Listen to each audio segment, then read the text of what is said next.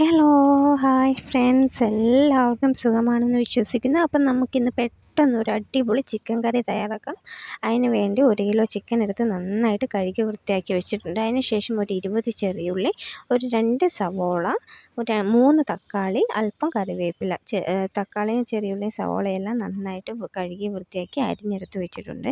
ശേഷം തീ കത്തിച്ച് ചീനച്ചട്ടി അടുപ്പത്ത് വെച്ചതിന് ശേഷം നന്നായി ചൂടായതിന് ശേഷം വെളിച്ചെണ്ണ ഒഴിച്ചതിന് ശേഷം 2 സ്പൂൺ കടുക് നന്നായിട്ട് പൊട്ടി വരുമ്പോഴേക്കും അരിഞ്ഞു വെച്ചിരിക്കുന്ന ചെറിയുള്ളിയും സവോളയും അതിനകത്തിട്ട് നന്നായിട്ട് ഒന്ന് നന്നായിട്ട് ഇളക്കിക്കൊണ്ടേയിരിക്കുക. ഇളക്കിയതിന് ശേഷം നമ്മൾ എടുത്ത് വെച്ചിരിക്കുന്ന കറിവേപ്പില അതിനകത്തേക്ക് ഇടുക.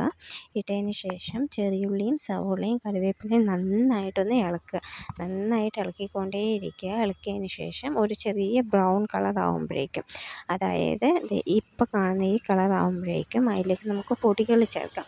ഒരു 2 സ്പൂൺ മുളക് പൊടിയാണ് ഞാനിവിടെ ചേർത്തിരിക്കുന്നത്. നിങ്ങൾക്ക് എരിവിനനുസരിച്ച് എത്രത്തോളം ചേർക്കണോ അത്രത്തോളം ചേർക്കാം. ഞാൻ 2 സ്പൂൺ മുളക് പൊടി ചേർത്തിട്ടുണ്ട്.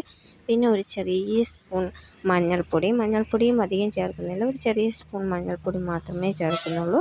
അതിൻ്റെ കൂടെ തന്നെ 1 സ്പൂൺ മല്ലിപ്പൊടിയും ഞാൻ അധികം ചേർക്കുന്നില്ല, നിങ്ങൾക്ക് ആവശ്യാനുസരണം ചേർക്കാവുന്നതാണ്. അതിൻ്റെ കൂടെ ഇഞ്ചി വെളുത്തുള്ളി ഞാൻ പേസ്റ്റായിട്ട് ഇടുന്നില്ല, ഇഞ്ചിയും വെളുത്തുള്ളി അതേപോലെ അരിഞ്ഞിട്ട് ഇടുന്നു, അതായിരിക്കും ടേസ്റ്റ് കൂടുതൽ.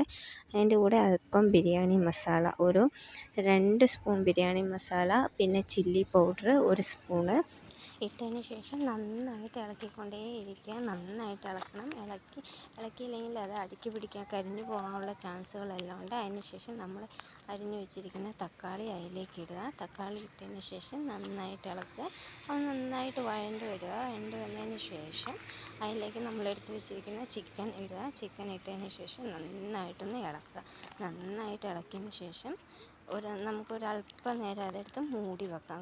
ഒരല്പം നേരം ആവി കയറാൻ വേണ്ടി മൂടി വെച്ചിട്ടുണ്ട്. അതിന് ശേഷം തുറന്ന് നോക്കിയിട്ട് നന്നായിട്ടൊന്ന് ഇളക്കുക. നന്നായിട്ട് ഇപ്പോൾ തിളച്ച് ഒരു ആവിയെല്ലാം വന്ന് നല്ലൊരു പരുവായിട്ടുണ്ട്. അതിന് ശേഷം അതിലേക്ക് നമ്മൾ ആവശ്യത്തിനനുസരിച്ച് വെള്ളം ഒഴിക്കുക. ഞാനിപ്പോൾ ഇവിടെ ഒരു 2 കപ്പ് എന്ന് വെച്ചാൽ ഒരു 2 വലിയ കപ്പ് തന്നെ വെള്ളം ഒഴിച്ചിട്ടുണ്ട്. വെള്ളം ഒഴിച്ചതിന് ശേഷം ഒന്ന് ഇളക്കിയതിന് ശേഷം നന്നായിട്ടൊന്ന് മൂടി വെക്കുക. ഒരു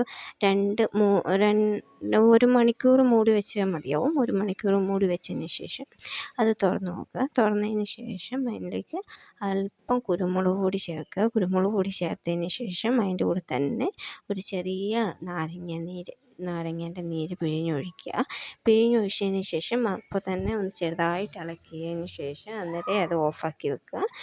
അത് കറി റെഡി ആയിട്ട്